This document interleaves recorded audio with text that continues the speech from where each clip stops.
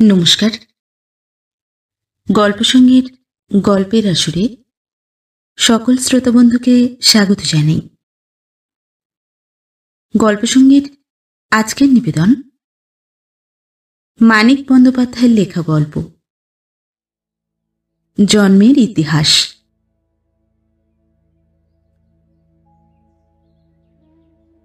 খোকার আসার যখন মাস কয়েক বিলম্ব ছিল, মধ্যরাত্রি পর্যন্ত দুজনের জল্পনা কল্পনার আর বিরাম থাকিত না। তার অর্ধেক বাস্তব, অর্ধেক অবাস্তব এবং প্রায় সমস্তটাই স্বপ্নবৎ মনোরম। এহেন আশ্চর্য সম্ভাবনা যেন জগতের আর কোনো নরনারীর জীবনে আজ পর্যন্ত দেখা দেয় নাই।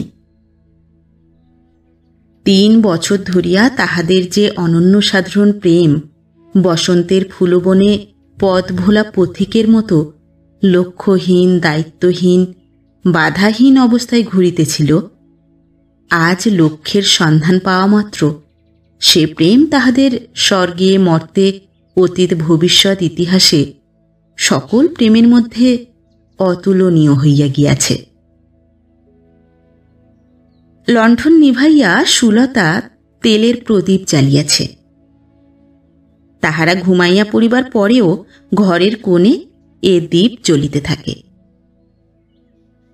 খানিক আবল তাবল বকিবার পর বিকাশ বলে, বউ অনেকের থাকে সুলতা, কিন্তু তোমার মতো বউ। সুলতা মনে মনে বলে, কত জন্মের তপস্যা আমার, সেটা তো দেখতে হবে। বিকাশের একটু উচ্ছ্বাস জাগে। আন্তরিক নাটকীয় সুরে সে বলে, না সুলতা, তুমি শুধু আমার প্রিয়া নও, প্রিয়ারও বেশি। ঠিক যে তুমি কি তা অবশ্য আমি বলতে পারি না, কিন্তু বেশ বুঝতে পারি তুমি প্রিয়ারও অতিরিক্ত কিছু। লজ্জায় সুলতা হাসে, বলে, দেখো, এত বাড়িও না। এতদিন বাইরের লোক স্ত্রৈণ বলেছে, এবার তাহলে আমিও বলতে শুরু করব। বিকাশ বলে, বলো না, গলা বুঝে আসবে। স্ত্রীকে যে দুর্ভাগারা ভালোবাসতে পারে না, তারাই পরকে স্ত্রৈণ বলে গাল দেয়। তুমি কি ও কথা বলতে পারো? সুলতার চোখ ছলছল করিয়া আসে। স্ত্রীকে যে দুর্ভাগারা ভালোবাসিতে পারে না, তাহারা সুলতার অজানা জগতের মানুষ নয়। পাশের বাড়িতেই চরম দৃষ্টান্ত রহিয়াছে। কি কান্নাই বউটা এক একদিন কাঁদে। ভালোবাসুক আর না বাসুক, স্ত্রীকে যার অমনভাবে কাঁদিতে হয়, সে দুর্ভাগা বই কি। ভালোবাসার ভবিষ্যৎ ভাগ বাঁটোয়ারা নিয়া রোজ তাহাদের তর্ক হয়। সুলতা স্বীকার করে না তার ভালোবাসার সীমা আছে। ছেলেকে ভালোবাসা দিতে হইলে স্বামীর ভাগটা ছাঁটিয়া ফেলিতে হইবে, এ কথা শুনিলে তাহার হাসি পায়। তোমার জন্যে যে ভালোবাসা, সে তোমারই থাকবে গো। খোকার জন্য নতুন ভালোবাসা জন্মাবে, তুমিই বরং আমাকে আর তেমন। দেখো, খোকাকে নিয়ে আমার দিকে যখন তাকাবারও সময় পাবে না। এমনই সব অর্থহীন কথার খেলা। অথচ ইহারই ভিতর দিয়া দুজনের যে অনির্বচনীয় মিলন ঘটিয়া চলে, প্রেরণার মুহূর্তেও কি কোনো কবি কোনোদিন তার মানসীর সঙ্গে তেমন মিলনের স্বাদ পাইয়াছে? যে কাঁথাটা ধরেছিলে শেষ হলো? একটু বাকি আছে, আজ হয়ে যেত। ঠাকুরজি এমন ঠাট্টা শুরু করলে। মিনুর খোকার জন্য মার কাঁদে না, দেখেছ? দেখেছি বই কি। কেন বলো তো?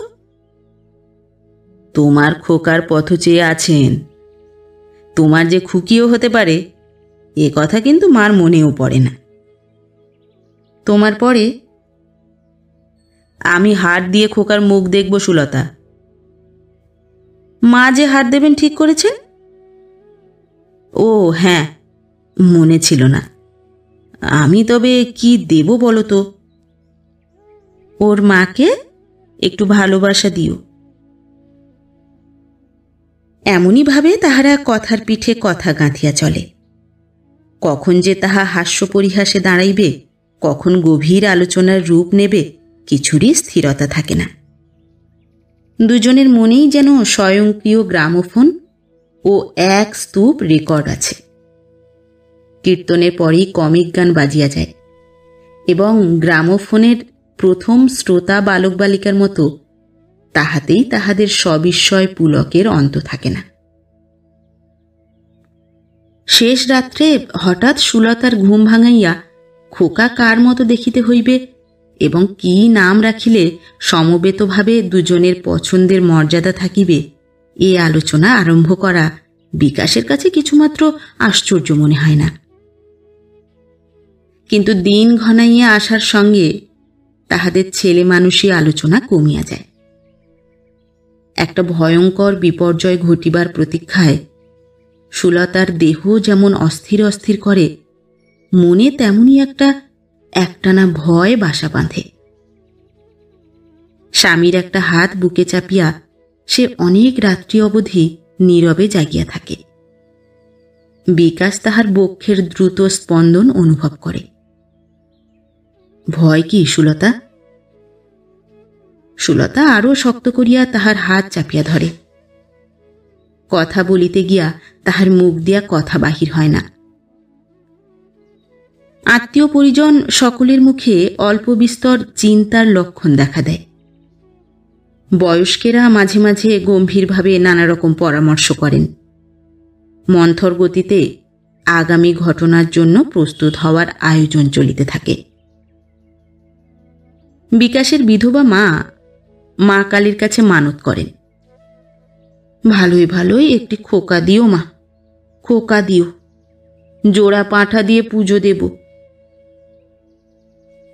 কোথা হইতে গোটা তিনেক মাদুলি সংগ্রহ করিয়া পুত্রবধূর বাহুতে বাঁধিয়া দিয়াছেন। কিন্তু শুধু কি মাদুলির উপর নির্ভর করিয়া থাকা যায়? মা কালীর ঘাড়েও দায়িত্ব চাপাইয়া তিনি স্বস্তি খোঁজেন। কি জানি কি হইবে, একবার ভালোই ভালোই হইয়া গেলে পরের বার অনেকটা নিশ্চিন্ত থাকা চলে। প্রথমবারই যত ভয়। আপিসের কাজে বিকাশের মন বসে না। চলিতে বারবার কলম থামিয়া যায়। সময় যেন ভ্রূণ ভারবাহী মন্থর গমনা অলস বধূ। বাহিরে কোনোদিন রোদ ওঠে, কোনোদিন মেঘের ছায়া পড়ে, কোনোদিন অবিশ্রাম ধারাপাত হয়। ফ্যানের বাতাসে কাগজপত্র মৃদু শব্দ করিয়া নড়িতে থাকে। চোখ বুজিলে মনে হয় কোরা তাঁতের শাড়ি পরিয়া সুলতা কাছে আসিয়া দাঁড়াইয়াছে। সুলতার নিকট হইতে কয়েক ঘণ্টার জন্য দূরে থাকাটাও বিকাশের কাছে আজকাল অভিনব হইয়া উঠিয়াছে। দুর্ভাবনার মধ্যে সুলতার সঙ্গ সে এমন নিবিড়ভাবে অনুভব করিতে পারে, মমতার এমন সব অভূতপূর্ব অনুভূতির সন্ধান সে পায় যে তাহার মনে হয় শুধু সুলতার নয়, নিজেরও অনেক আশ্চর্য গোপন পরিচয় ধরা পড়িতেছে। এ অমৃত যে একদিন ভালোবাসার ভিত্তিগত দৈহিক প্রয়োজনেই সীমাবদ্ধ ছিল, বিকাশ আর তাহা বিশ্বাস করে না। তাহার মনে হয় বহুকাল ধরিয়া সে শুচিশুদ্ধ তপস্যা করিয়াছিল, এতদিনে সিদ্ধির সম্ভাবনা দেখা দিয়াছে। মানুষের প্রতি, মানুষের যুগধর্মের প্রতি বিকাশের কৃতজ্ঞতার সীমা থাকে না।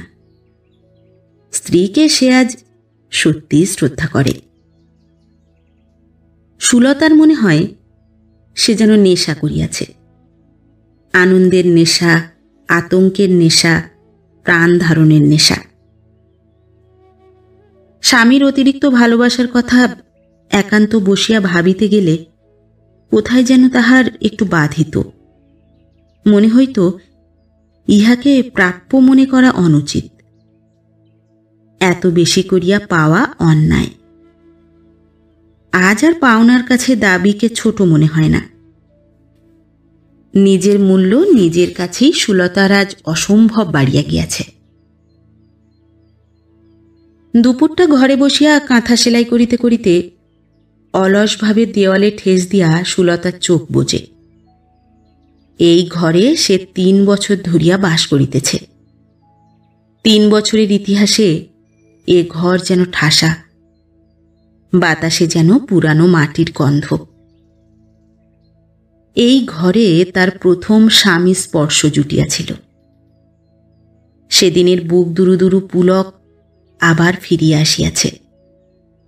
আকাশের অশ্রু ছাঁকা সূর্যালোক যেমন আকাশের গায়েই রামধনু আঁকিয়া দেয়, আত্মীয় বিচ্ছেদ বেদনার পরমাত্মীয়ের সোহাগ মনে সেদিন তেমনই রং মিশাইয়াছিল। ভ্রূণস্পন্দনে যেন তাহারই চঞ্চল চেতনা। তারপর একদিন দুপুরে খাইতে বসিয়া সুলতা খানিকক্ষণ মাখা ভাত নিয়া নাড়াচাড়া করিল। শেষে পাংশু মুখে হাত গুটাইয়া বসিয়া রহিল। মৃন্ময়ী বলিল, ও কি বউ, খাও, ভারী মাসে আবার কিসের অরুচি? স্নেহ লেশশূন্য কণ্ঠ, এবং তাহাতে বিস্ময়ের কিছু নাই। তার হৃদয়ে স্নেহ নাই, মমতা নাই। ঘুমানো আগ্নেয়গিরির মতো তার বুক ভরা শুধু জ্বালা। স্বামী তাহাকে নেয় না। এই সেদিন 5 বছরের ছেলেটা মরিয়াছে। সহ্যের অতিরিক্ত বলিয়া তাহার শোক আজ আর বেদনার ব্যাপার নয়, মনের বিকার, হৃদয়ের রুক্ষতা। সুলতা বলিল, আমার গা কেমন করছে ঠাকুরজি, বড্ড খারাপ লাগছে। বলো কি বউ?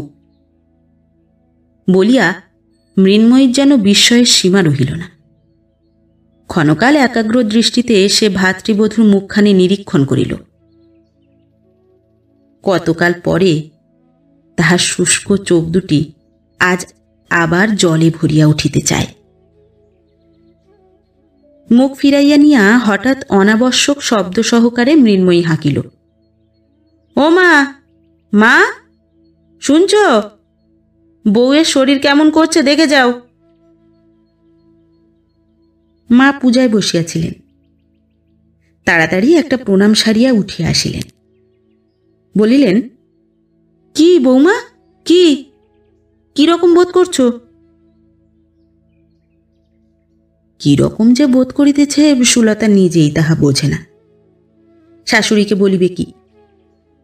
দেহের প্রত্যেকটি অণু যেন আপনাকে কেন্দ্র করিয়া পাক খাইতে আরম্ভ করিয়াছে। মাথাটা এমন ভারী যে মাটিতে না নামাইলে খসিয়াই পড়িবে। অজস্র এলোমেলো চিন্তা জড়াজড়ি করিয়া মনের মধ্যে আসা যাওয়া শুরু করিয়াছে। সে করুণ স্বরে বলিল, কেমন যেন লাগছে মা, অস্থির অস্থির করছে। মা চিন্তিত মুখে বলিলেন, কি জানি, এখনো কিছু বলা যায় না। ঘরে গিয়ে তুমি বরং শুয়েই থাকো বৌমা, খেয়ে আর কাজ নেই। ব্যথা ট্যাথা টের পাওয়া মাত্র আমায় কিন্তু জানিও বাছা, দায়ী ডাকতে হবে, বিকুর কাছে খবর পাঠাতে হবে। সুলতার ইচ্ছা হইল বলে, দায়ী ডাকিতে লোক যাক, বিকাশের কাছে লোক ছুটুক, যত কিছু আয়োজন দরকার সব সমাপ্ত হইয়া যাক।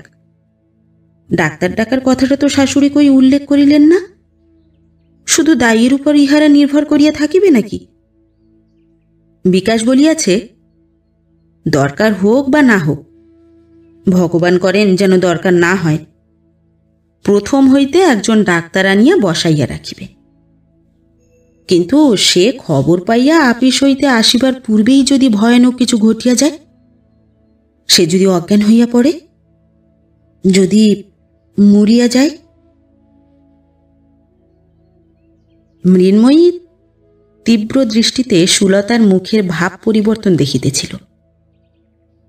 ঠোঁট ভাঙিয়া হাসিয়া বলিল, বউয়ের মুখ দেখেছ মা, যেন ফাঁসি যাচ্ছে। সারা জন্ম ছেলে বিয়ে কাটবে, মেয়ে মানুষের এতে এত ভয় কিসের শুনি? মা বলিলেন, আহা, তুই চুপ কর মিনু, মৃন্ময়ী উদ্ধতভাবে বলিল। কেন চুপ করব? হক কথা বলবো, তার আবার চুপ করা করি কি? সুলতা ছলছল চোখে চাহিয়া রহিল। মা বলিলেন, যাও বৌমা, তুমি শুয়ে থাকো গে, ভাত তো মুখেও করলে না, একটু গরম দুধ খাবে? সুলতা মাথা নাড়িল। মৃন্ময়ী বলিল, খোকা যখন হয়, আমার শাশুড়ি আমায় এক বাটি দুধ গিলিয়েছিল মা, শেষে মরি আর কি বমি করে। সুলতা ঘরে গিয়া শুইয়া পড়িল। বারদুই অকারণেই তাহার সর্বাঙ্গ রোমাঞ্চিত হইয়া উঠিল। চোখ বুজিয়া সে ভাবিতে লাগিল, ও কি ঠিক সময়ে আজ আসতে পারবে? সকালবেলায় শরীর ভালো ঠেকছিল না, কেন বললাম না তখন? ছোট ননদ সুধাময়ী পাড়া বেড়াইতে গিয়াছিল। ফিরিয়া আসিয়া সন্তর্পণে বিছানার একপাশে বসিল। কানে মুখ রাখিয়া চুপি চুপি বলিল, বৌদি, সেই যে বলবে বলেছিলে, এবার বলো। সুলতা অবাক হইয়া গেল। কিশোরী মেয়ের এ কি কৌতূহল! বিবাহের কথায় যে এখনো ভালো করিয়া লজ্জা পাইতে শেখে নাই, সে জানিতে চায় পৃথিবীর আলো বাতাসের ডাকে খোকা সাড়া দিতে চাহিলে জননীর কেমন লাগে। মাংসের সীমানায় আলোর জন্মেরও পূর্বেকার যে আদিম অন্ধকার নিয়া মানুষ পৃথিবীতে আসে, পৃথিবীর আলো কোনোদিনই যে অন্ধকারের নাগাল পায় না, চিতাগ্নির পথে যে অন্ধকার আবার আলোর জবনিকার উপরে চলিয়া যায়, সেই অন্ধকারে শিশুর অস্তিত্ব সুধার মনে জিজ্ঞাসা জাগায় না। জীবনের আরম্ভ তাহার কাছে শিশু ভূমিষ্ঠ হইবার পর, আতুরে। সে শুধু জানিতে চায় ওই আরম্ভটা কেমন, শিশুর কাছে উহা কেমন লাগে। অকস্মাৎ চারিদিকে আলো ও শব্দের সমারোহ তাহার নিজের একদিন কেমন লাগিয়াছিল। যে মা হইতে বসিয়াছে, তাহার অনুভূতির মধ্যে সে এই দুর্বোধ্য ঝাপসা কৌতূহলের সমাপ্তি খোঁজে। গত কল্য বেশ মনে পড়ে, গত বৎসর এতটুকু অস্পষ্ট নয়। এই উজ্জ্বলতা কমিয়া কমিয়া সীমান্তের কাছে স্মৃতি শুধু কয়েকটা অস্পষ্ট বিচ্ছিন্ন ঘটনা, তাহার পরই এক অদ্ভুত রহস্য ভরা কুয়াশা। সুধা জানিতে চায় ওই রহস্যের মধ্যে কি ছিল। জবাব না পাইয়া তাহার রাগ হইয়া গেল। বলিল, বলবে না তো? আচ্ছা, নাই বললে। সুলতা বলিল, বলছি, বড় মাথা ধরেছে। সুধা হতাশ হইয়া বলিল, এই শুধু? আর ভয় করছে। ভয়? মনে হইল এবার যেন সুধা তাহার প্রশ্নের সদুত্তর পাইয়াছে। চোখ বড় বড় করিয়া সে বলিল, ভয় করছে বৌদি? ভারী আশ্চর্য তো। বলিয়া কিশোরী মেয়েটি এক মুহূর্তে গম্ভীর, বিষণ্ণ ও চিন্তিত হইয়া উঠিল।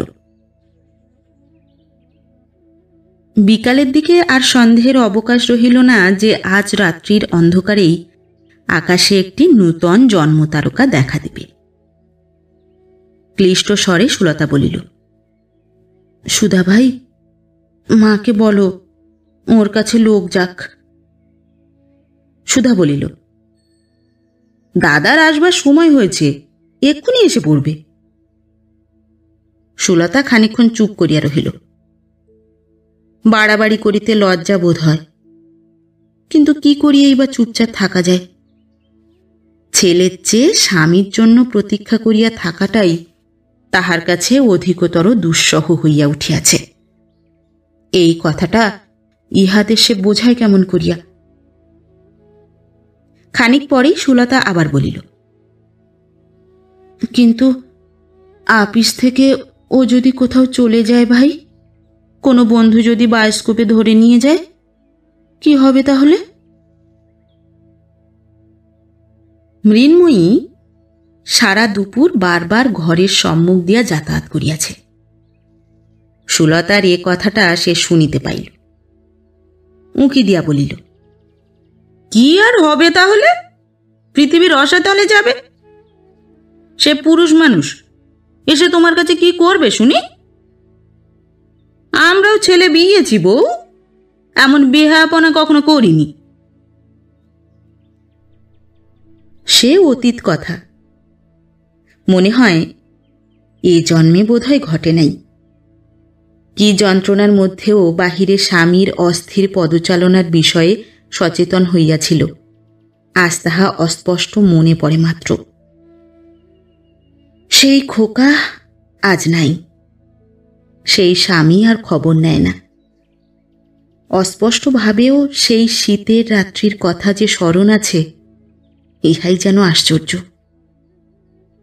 হয়তো আজ রাত্রে আর অস্পষ্ট থাকিবে না, কে বলিতে পারে। বউ যখন ব্যথায় কাতরাইতে আরম্ভ করিবে, তাহার চিত্তেও হয়তো অচেতনার স্পর্শ লাগিবে। বুকের মধ্যে চঞ্চল পদে একজন হাঁটিয়া বেড়াইবে। বিনিদ্র রজনী আর পুহাইতে চাহিবে না। মৃন্ময়ী সর্বাঙ্গ জ্বালা করিতে লাগিল। সিঁড়ি ভাঙিয়া ভাঙিয়া তাহার পা দুটি শ্রান্ত হইয়া পড়িয়াছিল। রোয়াকে পিঁড়ি পাতিয়া বসিয়া সে ভাবিতে লাগিল, আজ রাত্রিটা কোথাও কাটাইয়া আসা যায় না।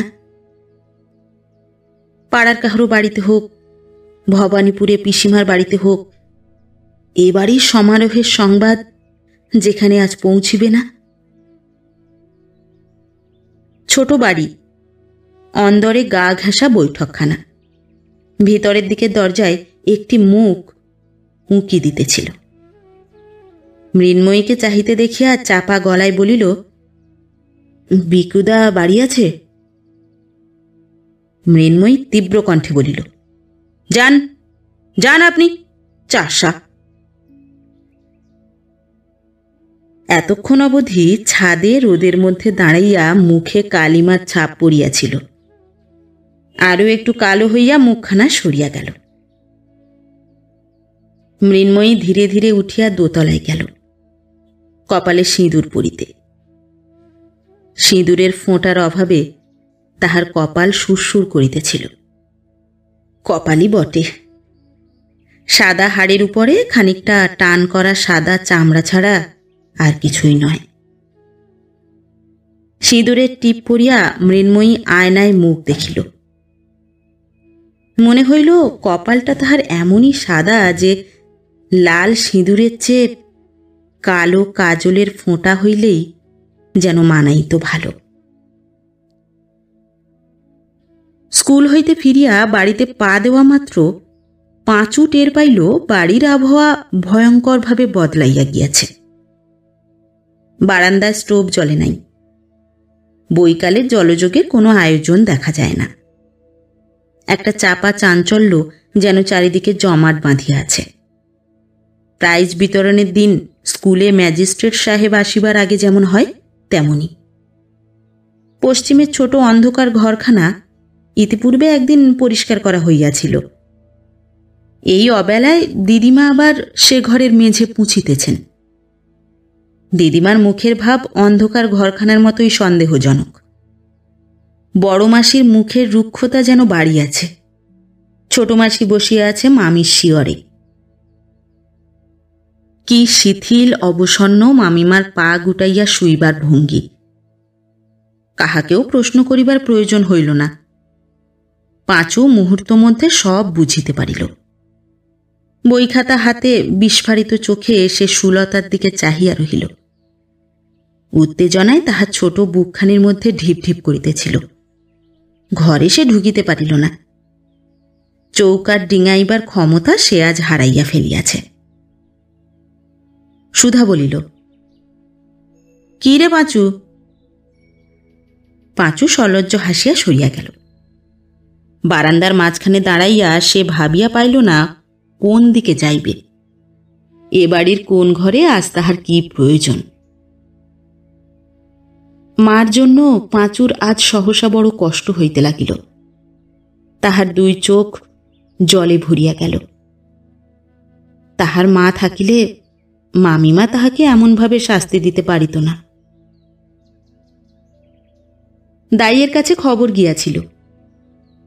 একটা কাপড়ের পুঁটুলি হাতে পান চিবাইতে চিবাইতে সে আসিয়া দাঁড়াইল। পরনের মোটা কাপড়খানা তাহার যেমন নোংরা তেমনি দুর্গন্ধ, তা কাজটাও তাহার অতিশয় নোংরা বৈকি। হাতে মুখে সে অনেকগুলি উল্কির ছবি আঁকাইয়াছে। গায়ের রং এত কালো যে আরেকটু কালো হইলে উল্কিগুলি দেখা যাইত কিনা সন্দেহ। কোনো দিকে দৃকপাত নাই। স্বয়ং বিধাতা সৃষ্টিকার্যে সহায়তা করিতে করিতে তাহার প্রচুর আত্মপ্রত্যয় জন্মিয়াছে। আসিয়াই হাঁকিল, গিন্নিমা কোথায় গো? মা উপর হইতে নামিয়া আসিলেন। দাই বলিল, এসলাম তো গিন্নিমা, উদিকে আবার ফ্যাঁকড়া বাঁধল। মা শঙ্কিতা হইয়া বলিলেন, কি আবার ফ্যাঁকড়া বাঁধল বাছা? ওই ও পাড়ার ভূষণবাবুর মেয়েরও আজ ব্যথা উঠেছে। আমার হাত ধরে কি টানাটানি না করলে, দত্তমশাই নিজে। লজ্জায় মরি গিন্নিমা। বললে, তুমি থাকলে বুকে ভরসা পাই রাখির মা, ভালোই ভালোই খালাস করে দাও। 25 টাকা নগদ, আর তোমার যা রোজ বাঁধা আছে 2 টাকা করে। একটু নিরুপায় হাসি হাসিয়া দ্বিধাগ্রস্তভাবে দাইমার মুখের দিকে চাহিয়া রহিল। মা মুখ ভার করিয়া বলিলেন, ওই তো বাছা তোমাদের দোষ। একেবারে শেষ সময়ে মোচড় দিয়ে পাওনা বাড়িয়ে নিতে চাও। দেনা পাওনার কথা তোমার সঙ্গে তো হয়েই আছে কবে থেকে। দাই বলিল, কথা হয়ে থাকলেই কি গরিবের চলে মা? যেখানে 2 টাকা বেশি মিলবে আমাদের সেইখানেই নাকতে হবে। মার সাংসারিক অভিজ্ঞতাও কম নয়। বলিলেন, তবে তুমি সেখানেই যাও বাপু, আমরা অন্য লোক দেখছি। সিধুর বোনকে বলা আছে, ডাকলেই আসবে। শুনিয়া ঘরে সুলতার মাথার মধ্যে ঝিমঝিম করিয়া উঠিল। এমন বিপর্যয় ব্যাপার ঘটিবে, বংশধর ভূমিষ্ঠ হইবে, ছেলের বউ বাঁচিবে কি মরিবে ঠিক নাই, শাশুড়ির তুচ্ছ কটা টাকার জন্য এমন করিতেছেন। যে টাকা তারই স্বামী মাথার ঘাম পায়ে ফেলিয়া রোজগার করে। প্রথমেই পাওনা নিয়া গোল বাঁধিলে দায় কি আর মন দিয়া নিজের কর্তব্য করিবে? আর্থিক ক্ষতির প্রতিশোধটা দায় যদি তার উপরেই নেয়। সুলতার মনে হইল, পরমাত্মীয়ের মৃত্যুকালে এ যেন জীবনের মূল্য নিয়া ধন্বন্তরীর সঙ্গে দর কষাকষি করা। মনে মনে সে স্থির করিয়া ফেলিল, দাইকে একসময় চুপি চুপি জানাইয়া দিবে টাকার ব্যাপারে তাহার কোনো দোষ নাই। দাই যত টাকা চায় সুলতা গোপনে তাহার হাতে দিবে। সে যেন তাহার সমস্ত কলাকৌশল প্রয়োগ করিতে কৃপণতা না করে। এবারের মতো সে যেন তাহাকে বাঁচাইয়া দেয়। ভবিষ্যতে মা আর মরিয়া গেলেও হইবে না। বায়োস্কোপ নয়, বিকাশ খেলা দেখিতে গিয়াছিল। বাড়ি ফিরিতে তাহার 7টা বাজিয়া গেল। কালও যে খেলা দেখিয়া এমনই সময় সে বাড়ি ফিরিয়াছিল সে কথা বিকাশের মনে পড়িল না। বিশেষ করিয়া আজকার দিনটিতে দেরি করার জন্য মনে মনে সে ক্ষুব্ধ হইয়া উঠিল। বিরক্তি গোপন করিবার কোনো চেষ্টাই সে করিল না। আমায় একটা খবর পাঠাতে পারলে না কেউ? কি যে সব ব্যবস্থা তোমাদের! মা বললেন, খবর পাঠাবার যখন দরকার হলো বাবা, তোর ছুটির সময় হয়েছে, কোথায় তোকে খুঁজে বেড়াতো। বিকাশ যেন এই কৈফিয়ত চাহিয়াছিল। মা আবার বলিলেন, এই তো গেল আঁতুড়ে, এখনো কিছুই নয়। বিকাশ জামা কাপড় ছাড়িল না, বিরস মুখে জল চৌকিতে বসিয়া রহিল। এখনো কিছুই নয় সত্য, কিন্তু তাহার দুঃখ অন্য কারণে। সুলতার সঙ্গে একটা কথা বলিবার সুযোগও তাহার হইল না। এমন ক্ষতি এ জীবনে আর সম্ভব নয়। ও ঘরে ঢুকিবার আগে তাহার নিকট হইতে শেষ সাহস, শেষ সান্ত্বনা সংগ্রহ করিয়া নিবার কি অধীরভাবেই না জানি সুলতা প্রতীক্ষা করিয়াছিল। তাহাকে এতখানি প্রয়োজন আর কোনোদিন একটি সংক্ষিপ্ত মুহূর্তের জন্য কি সুলতার হইবে? সুলতার নির্ভরশীলতার চরম অভিব্যক্তি অগোচরে ব্যর্থ হইয়া গেল ভাবিয়া বিকাশের ক্ষোভের সীমা রহিল না। ও ঘর হইতে সুলতা বাহির হইবে সম্পূর্ণ নূতন হইয়া। সন্তানের জননী এই পরিচয়ের কাছে তাহার প্রিয়া ও পত্নী সংজ্ঞা তুচ্ছ হইয়া যাইবে। যাক, তাহা অপ্রিয় নয়, কিন্তু এই মাহেন্দ্রক্ষণ সন্নিকট হইলে প্রিয়ার বিবর্ণ কপলে যে ক্ষুদ্র একটি চুম্বন দেওয়া হয় নাই, সে আফসোস এ জীবনে আর ঘুচিবে না। সুধাকে ইঙ্গিতে কাছে ডাকিয়া বিকাশ বলিল, বৌদিকে বলো গে আমি এসেছি। সুধা আঁতুর ঘরে ঢুকিল এবং ফিরিয়া আসিয়া বলিল, বৌদি জানে। জানে? কেমন করিয়া জানিল? সে জোরে কথা বলে নাই, শব্দ করিয়া হাঁটে নাই, তবু খবর পৌঁছিল।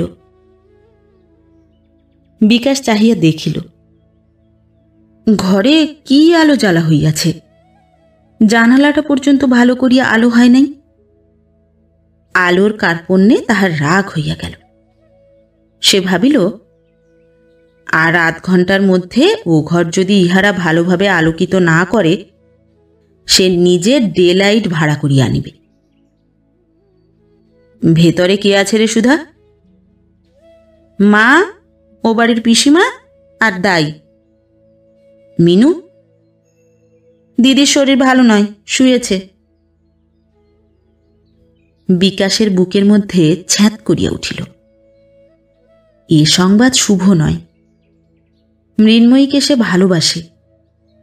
তাহার জীবন সব দিক দিয়া ব্যর্থ হইবার পর করুণার রসে সে মমতা বাড়িয়াই গিয়াছিল। সুলতার সন্তান সম্ভাবনার কথা প্রকাশ পাইবার পর তাহার মধ্যে যে ভাবান্তর দেখা গিয়াছিল, অন্য কাহারও কাছে ধরা না পড়িলেও তাহা বিকাশের চোখ এড়ায় নাই। আজ হঠাৎ মৃন্ময়ীর শরীর খারাপ হওয়ায় সবটুকু ইতিহাস অনুমান করিয়া তাহার মন খারাপ হইয়া গেল। সুলতার শুভকর বিপদে এ কি অমঙ্গলের ছায়াপাত। জুতা খুলিয়া বিকাশ বারান্দার একপাশে রাখিয়া দিল। জামা খুলিয়া কলতলায় মুখ হাত ধুইয়া আবার জল চৌকিটাতেই বসিল। তাহার ভয়ানক ক্ষুধা পাইয়াছে। তামাকের তৃষ্ণাও যেন ক্ষুধার মতোই অবুঝ। আপিস যাওয়ার সময়ে সুলতাকে সে নারকেল কোড়াইতে দেখিয়া গিয়াছিল।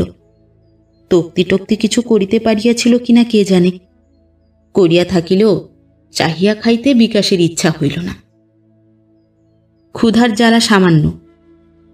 সুলতা অমন কষ্ট পাইতেছে, সামান্য ক্ষুধার জন্য সে ব্যস্ত হইবে? সুলতার যন্ত্রণা তাহার খাওয়া না খাওয়ার উপর নির্ভর করে না। খাওয়ার সপক্ষে এছাড়া আর কি যুক্তিই বা আছে? রান্নার ভারটা এবেলা সুধার উপরেই পড়িয়াছিল। মুখ তাহার গম্ভীর ও চিন্তা ভারাক্রান্ত। একটা বাটিতে মুড়ি আর কয়েকটা নারকেল সন্দেশ আনিয়া সে দাদার হাতে দিল। তামাকও সাজিয়া আনিল। তারপর অন্তরঙ্গ বান্ধবীর মতো চাপা গলায় জিজ্ঞাসা করিল, বৌদিকে একবার দেখবে দাদা? সারাক্ষণ তোমায় খুঁজছিল। বলিতে বলিতে দাদার প্রতি উচ্ছ্বসিত মমতায় কচি মেয়েটার চোখে জল আসিয়া পড়িল। বিকাশ বিস্মিত হইয়া বলিল, থাক। আচ্ছা বলিয়া রান্নাঘরে ঢুকিয়া সুধা চোখ মুছিতে লাগিল। দাদার দুঃখ এ বাড়িতে তাহার চেয়ে কে ভালো করিয়া বোঝে। সারাদিন খায় নাই, কিন্তু কেমন অনিচ্ছার সঙ্গে দাদা মুখে খাবার তুলিতেছিল। হুঁকা হাতে নিয়ে কতক্ষণ টান দিতে খেয়াল থাকে নাই। সমবেদনায় সুধার বুক ফুলিয়া ফাঁপিয়া উঠিতে লাগিল। ডালে কাঁটা দিতে দিতে মুখ চোখ বিকৃত করিয়া ঠোঁট কামড়াইয়া সে উচ্ছ্বসিত কান্নার আবেগ ঠেকাইয়া রাখিল। মনোবৃত্তির এমন ভয়ানক বিপর্যয় তাহার ক্ষুদ্র জীবনে আর দেখা দেয় নাই। প্রথমে এতটা হয় নাই।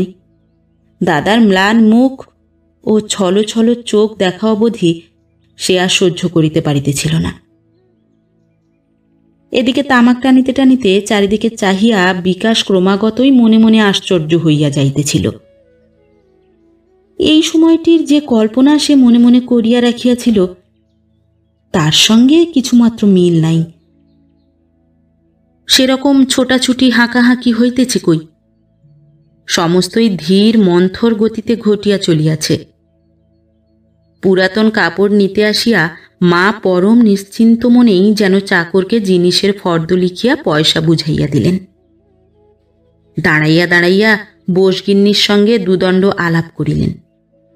রান্না সম্বন্ধে সুধাকে কয়েকটা উপদেশও দিলেন। মৃন্ময়ী উপরে শুইয়া আছে। পাঁচু বোধহয় তার ছোট আলোটি জ্বালিয়া অঙ্ক কষিতে বসিয়া গিয়াছে। বেচারির হাফ ইয়ারলি পরীক্ষা আসন্ন। আতুরের দিক হইতে কাঠকয়লা পুড়িবার একটা গাঢ় গন্ধ ভাসিয়া আসিতেছে। দাইয়ের অবিশ্রান্ত বকুনি ও মাঝে মাঝে সুলতার মৃদু কাতরানি ছাড়া ও ঘরে শব্দ নাই, চাঞ্চল্য নাই। অথচ এ কি সহজ ও সাধারণ ব্যাপার! পুরা 10টি মাস ধরিয়া বিধাতা স্বয়ং যে ক্লাইম্যাক্সের আয়োজন করিয়াছেন, এই কি তাহার উপযুক্ত সমারোহ?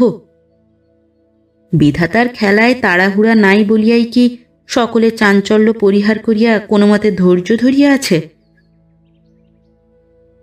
এই চিন্তার শেষটা নিয়া মনে মনে নাড়াচাড়া করিতে করিতে যাহা ঘটিবার ধীরে সুস্থে তাহা ঘটিবেই, এ কথা মানিয়া নেওয়ার মধ্যে যে কতখানি স্বাচ্ছন্দ্য আছে বিকাশ নিজেও সহসা তাহা আবিষ্কার করিয়া ফেলিল। বিকাশের মনে হইল তাহার দুশ্চিন্তা ও সুলতার যন্ত্রণা যে অশেষ নয়, এই কথাটাই সে বাড়িতে পা দেওয়া অবধি স্মরণ করিবার চেষ্টা করিতেছিল। রাত 12টা-1টার মধ্যে সব চুকিয়া যাইবে আশা করা যায়। যত কষ্ট পাক সুলতা, 12টা-1টা তো একসময়ে বাজিবেই আজ। 27 বৎসর ধরিয়া তাহার জীবনে সংখ্যাহীন রাত্রি পোহাইয়াছে, আজিকার রাত্রিও পোহাইবে বইকি। আগামী কল্যের যে সূর্যালোকে সে সন্তানের মুখ দেখিবে, সে সূর্যকে মাটির পৃথিবী কয়েক ঘণ্টার জন্য আড়াল করিয়া রাখিয়াছে মাত্র। জোরে জোরে হুঁকায় কয়েকটা টান দিয়া বিকাশ জামা তুলিয়া নিয়া দোতলায় গেল। নিজের ঘরে পা দিয়াই তাহার চমক লাগিল। এখানেও কে যেন অস্ফুট স্বরে কাঁদিতেছে। ঘরের মেঝেতে আলোটা কমানো ছিল। বাড়াইয়া দিয়া ঠাউর করিয়া বিকাশ দেখিতে পাইল একটা বালিশ আঁকড়াইয়া বিছানায় উপুড় হইয়া পড়িয়া পাঁচু থরথর করিয়া কাঁপিতেছে এবং মাঝে মাঝে অস্ফুট শব্দ করিয়া কাঁদিতেছে। তাহার পিঠে হাত দিয়া বিকাশ বলিল, তোর আবার কি হল রে পাঁচু? পাঁচু তৎক্ষণাৎ মামাকে সবলে জড়াইয়া ধরিয়া বিহবল দৃষ্টিতে চারিদিকে তাকাইয়া বলিল, ভয় করছে মামা। কেন ভয় করছে কেন? যা, ভয়ের কিছু নেই। পাঁচু হাঁপাইতে হাঁপাইতে বলে, একটা শাকচুন্নি ছাদে বেরিয়ে বেরিয়ে চুল বাঁধছিল, একটা ভূত এসে তাকে জড়িয়ে ধরল। ছেলেটা ঘামে ভিজিয়া গিয়াছিল। ভয় সে সত্যই পাইয়াছে, কিন্তু কারণটা বিকাশ বুঝিয়া উঠিতে পারিল না। খোলা জানালা দিয়া ছাদের খানিকটা দেখা যায়। অল্প অল্প জ্যোৎস্নায় মন্দ আলো হয় নাই। ওই ছাদে কিসের উপলক্ষে আজ শাকচুনির আবির্ভাব হইল? তাহার চুল বাঁধা দেখিতে ভূতই বা আসিল কোথা হইতে? কিন্তু যে কারণেই ভয় পাইয়া থাক, পাঁচুর ভয় ভাঙানো দরকার। তুই ছায়া দেখেছিস পাঁচু? চল দেখবি, ছাদে কিচ্ছু নেই। পাঁচু সভয়ে বলিল, না মামা। কিন্তু বিকাশ তাহা শুনিল না। পাঁচুকে শক্ত করিয়া বুকে চাপিয়া ধরিয়া ছাদের দিকে চলিতে চলিতে হাসিয়া বলিল, আমার সঙ্গে যাচ্ছিস, তোর ভয় কি রে? ভূতের আমি কান মলে দেব। ছাদে গিয়া দেখা গেল শাকচুন্নির কথাটা নেহাত মিথ্যা নয়। চুল এলাইয়া দিয়া মৃন্ময়ী অসংবৃত বেশে ছাদের আলিশার সঙ্গে মিশিয়া বসিয়া আছে। পায়ের শব্দেও সে মুখ তুলিল না। তুই যে এখানে মিনু? মৃন্ময়ী কলহের সুরে বলিল, কেন, এখানে কি আমার থাকতে নেই নাকি? বিকাশ বলিল, মিথ্যে চটিস কেন? পাঁচু বড় ভয় পেয়েছে। মাথা ধরা কমাতে তুই ছাদে বেড়াচ্ছিলি, ও মনে করলে আমাদের বাড়িতে আজ একটা শাকচুন্নি বা এলো। যে ফর্সা কাপড় তুই পরিস। মিনু ঝাঁঝালো সুরে বলিল, এবার থেকে ময়লা কাপড় পরব। ধোপার পয়সা দিতে তোমার কষ্ট হয় জানতাম না দাদা। বিকাশ অবাক হইয়া গেল। মৃন্ময়ীর মেজাজ সবসময় ভালো থাকে না, কিন্তু এভাবে কলহ করাও তাহার স্বভাব নয়। তথাপি সকৌতুকে হাসিয়াই বিকাশ বলিল, হয়ই তো কষ্ট। তোর জন্য একটা পয়সা খরচ করতেও আমার কষ্ট হয়। কিন্তু তোর ভূতটা কই রে? মৃন্ময়ী চমকাইয়া উঠিল, ভূত? ভূত কি? পাঁচু দেখেছে তুই বেড়াচ্ছিলি, একটা ভূত এসে তোকে জড়িয়ে ধরল। মৃন্ময়ী হঠাৎ যেন খেপিয়া গেল। তুই দেখেছিস পাঁচু? মিথ্যেবাদী হারামজাদা, দেখেছিস তুই? চাঁদের আলোয় তাহার গালে জলের দাগ চকচক করে। চোখ যেন পাগল মেয়ের রাগ করা চোখ। মনে হয় পাঁচুকে সে আঘাত করিবে, কিন্তু হঠাৎ সে সুর বদলাইল। ওটাকে ভূত মনে করেছিল বোধহয়। মৃন্ময়ী নিজের ছায়াটি দেখাইয়া দিল। একটা হ্রস্ব বাহু বাড়াইয়া ছায়াও তাহার কথায় সায় দিল। পাঁচুকে নিচে নামাইয়া দিয়া বিকাশ স্তব্ধ হইয়া দাঁড়াইয়া রহিল। মৃন্ময়ী প্রশ্ন করিল, কি ভাবছ শুনি? ভাবছি পাঁচু কেন ভয় পেল। তোকে তো ও কতদিন অন্ধকার ছাদে ঘুরতে দেখেছে, আর আজ এমন জ্যোৎস্না। এও কি সুলতার দোষ রে? মৃন্ময়ী শুষ্ক স্বরে বলিল, তাছাড়া কি?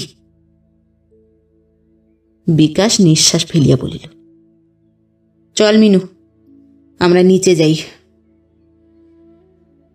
নিচে গিয়ে কি করব? তোমার বউয়ের সেবা করলে কি তোর পাপ হবে? বড় নির্লজ্জ তুই, বড় ছোট মন তোর।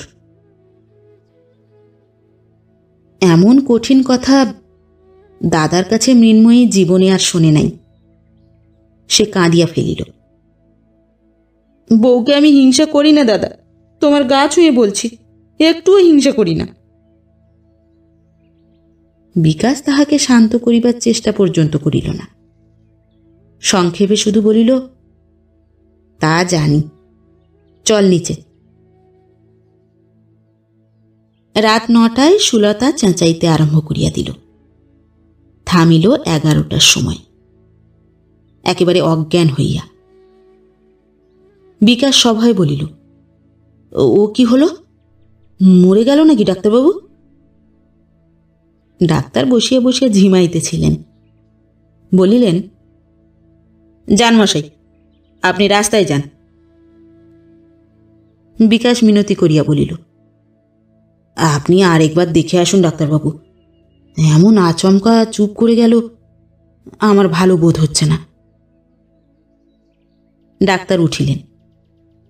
5 মিনিটের মধ্যে ফিরিয়া আসিয়া রিপোর্ট দিলেন, অস্বাভাবিক কিছুই ঘটে নাই। সুলতা শুধু অজ্ঞান হইয়া পড়িয়াছে। অজ্ঞান? ডাক্তার বিরক্ত হইয়া বলিলেন, আচ্ছা পাগল তো আপনি, আপনার জন্য দরকার মতো উনি অজ্ঞানও হতে পারবেন না। বিকাশ ছটফট করিতেছিল, এবার বসিল। কোলাহল সমারোহ নাই বলিয়া সন্ধ্যায় সে বিস্মিত হইয়াছিল। এখন আর ও বিষয়ে নালিশ করিবার কিছু নাই। সুলতা একাই সমারোহের সীমা রাখে নাই। সমস্ত বাড়িটা অস্বাভাবিক স্তব্ধ হইয়া পড়িয়াছে। সুলতা হয়তো আর শব্দ করিবে না। এ স্তব্ধতা ভাঙিবে একেবারে শঙ্খধ্বনিতে, যদি ছেলে হয়। শাঁখ সম্ভবত মৃন্ময়ী বাজাইবে। শঙ্খ হাতে সেই যে সে প্রহরীর মতো আঁতুড়ের দরজায় বসিয়াছিল, একবারও সেখান হইতে নড়ে নাই। ভীত পাঁচুর সঙ্গে সুধাকেও শুইতে হইয়াছিল। তাহারা দুজনেই ঘুমাইয়া পড়িয়াছে। গাঢ় অবসাদের গাঢ় ঘুম। কাল সকালের আগে টানিয়া তুলিলেও তাহাদের ঘুম ভাঙিবে না। সুস্থ সানন্দ চিত্তে কাল তাহারা নবাগতকে দেখিবে। কিন্তু আজিকার অভিজ্ঞতা তাহারা ভুলিবে না কোনোদিন। জীবনের ক্রমবিকাশের সঙ্গে খাপ খাইতে হয়তো ক্রমাগত রূপান্তর নিবে, কিন্তু কখনো বিস্মৃতিতে তলাইয়া যাইবে না। হাঁটুর মধ্যে মুখ গুঁজিয়া দিয়া বিকাশ ভাবিতে লাগিল। সমস্ত জীবন মানুষ দুঃখ ভোগ করে, রোগে শোকে কষ্ট পায়, কিন্তু সর্বাপেক্ষা ভয়ঙ্কর তাহার জন্মগ্রহণ। কিন্তু কেন? এই অনাবশ্যক বিভৎসতার মধ্য দিয়া কে মানুষকে পৃথিবীতে পাঠায়? খোকা আসিবে আসুক, কিন্তু এ যে বর্গী আসারও বাড়া।